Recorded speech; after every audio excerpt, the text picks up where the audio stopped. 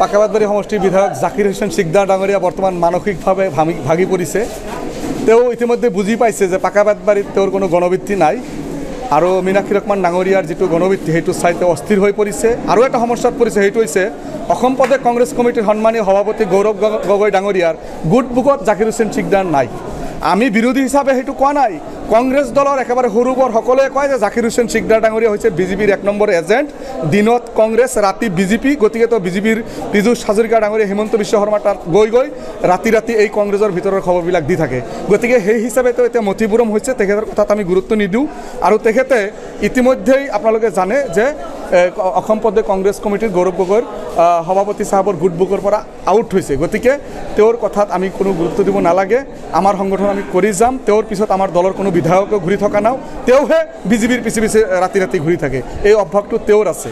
গতিকে তেওঁৰ কথাত আমি কাণসাৰ নিদিওঁ। আমাৰ দলৰ কাম আমি কৰি যাম। ইনশাল্লাহ সাংগঠনিক ভেটি আমাৰ মজবুত হৈ আছে। আজি যুৱ মৰ্চাৰ আমাৰ যিটো জিলা কমিটি আমি আজি অৰ্পণ কৰিছোঁ, আপোনালোক সকলোৱে জানে। আমাৰ সন্মানীয় সৈয়দ আলী সাহাব তৃণমূল কংগ্ৰেছৰ পৰা আজি আনুষ্ঠানিকভাৱে যোগদান কৰিছে। আমি তেখেতক মানে ৱেলকাম জনাইছোঁ জিলা কমিটিৰ ফালৰ পৰা, আৰু অহা দিনত তেখেতৰ হতে দলীয়ভাৱে আৰু কাম কাজ কৰাই লৈ যাম। তেখেতে আৰু এষাৰ ভৱিষ্যতবাণী কৰিছে যে পাকাবাদবাড়িত এআইডিএফে 26ত 70,000 ভোটত পৰাজয় হ'ব। সেইটো হ'লেতো আৰু উপায় নাই, তেখেততো জ্যোতিষী নহয়। গতিকে তেখেতৰ যদি জ্যোতিষীৰ চাৰ্টিফিকেট আছে যে মই জ্যোতিষী হিচাপে মই ঘোষণা কৰিলোঁ 70,000 ভোটত মই মীনাক্ষী ৰহমান ডাঙৰীয়াক পৰাজিত কৰিম, তেনেহ'লে সেইটো আগতে জ্যোতিষীৰ চাৰ্টিফিকেটটো দিয়ক। সেইটো ৰাইজে সিদ্ধান্ত ল'ব। পাকাবাদবাড়ি সমষ্টিৰ সন্মানীয় ভোটাৰ ৰাইজে সিদ্ধান্ত ল'ব। ময়ো ক'ব নোৱাৰিম, মীনাক্ষী বাইদেউ ক'ব নোৱাৰে, জাকিৰ হুছেইন সিকদাৰো ক'ব নোৱাৰে, বদৰুদ্দিন আজমল চাহেবেও ক'ব নোৱাৰে। ৰাইজৰ যিটো মতামত সেই মতামতহে ৰায় হ'ব। গতিকে কোনে বিধায়ক হ'ব সেইটো ৰাইজে নিৰ্বাচন কৰিব। আমি আগতে কোনো কথা ক'ব নালাগে। অসমত এখন আসন নাপায় বুলি কৈছে এআইডিএফ।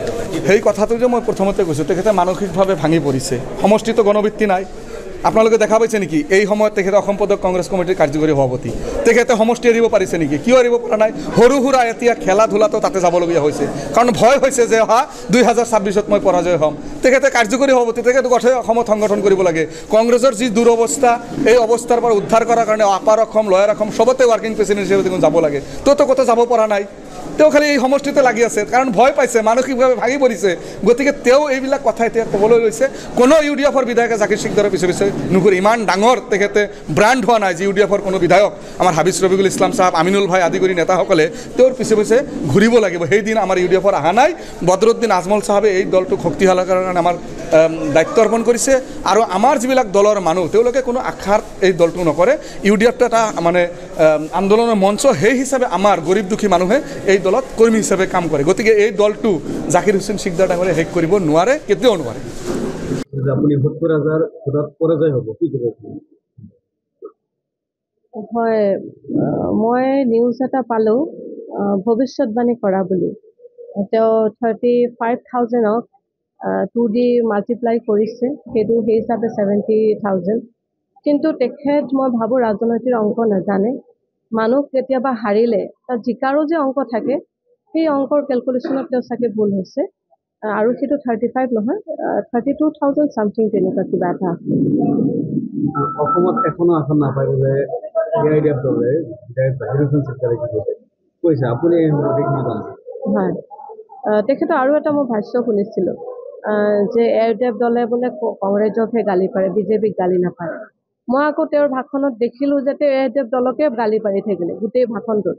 বিজেপিৰ ক্ষেত্ৰত এটাও মানে গালি গালাজ বা বিজেপিক যে খেদি পঠিয়াব লাগে সেই কথা খুব এটা কম ক'লে। মই তেখেতক ক'ব বিচাৰিছোঁ, এআইডিএফ দলে কিমানখন আসন পায় কিমানখন নাই সেইটো লৈ তেওঁ মূৰ ঘমাব নালাগে।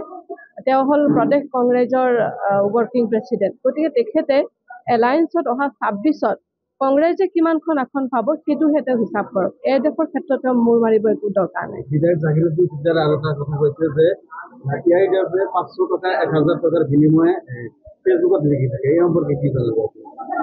সেইটোতো কি কেলকুলেশ্যন কৰিছে মই নাজানো। আমিতো ফিল্ডৰ পৰা শুনি আছোঁ, তেখেতসকলৰ যিবিলাক দালাল আৰু ঠিকাদাৰ আছে তেওঁলোকেতো স্কিমৰ লবতহে লিখে, ঠিকাৰ লবতহে লিখে। আমাৰ 500,000টো একেবাৰে মিছা কথা। যথেষ্ট ভাল লাগিছে। আমি আশা কৰি আছিলোঁ, তেওঁৰ লগত বহুত দিন ধৰি কথা বতৰা চলি আছিলে।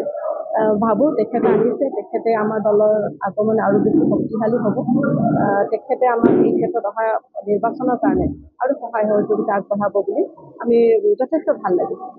বিধায়ক জাকিৰ হোসেন সিকদাৰে আৰু এটা কথা কৈছে যে এআইডিএফৰ যিবিলাক বিধায়ক আছে সেইবিলাক বিধায়কে বিধায়ক জাকিৰ হোসেন সিকদাৰৰ পিছত ঘূৰি থাকে এনেকুৱা এটা কথা।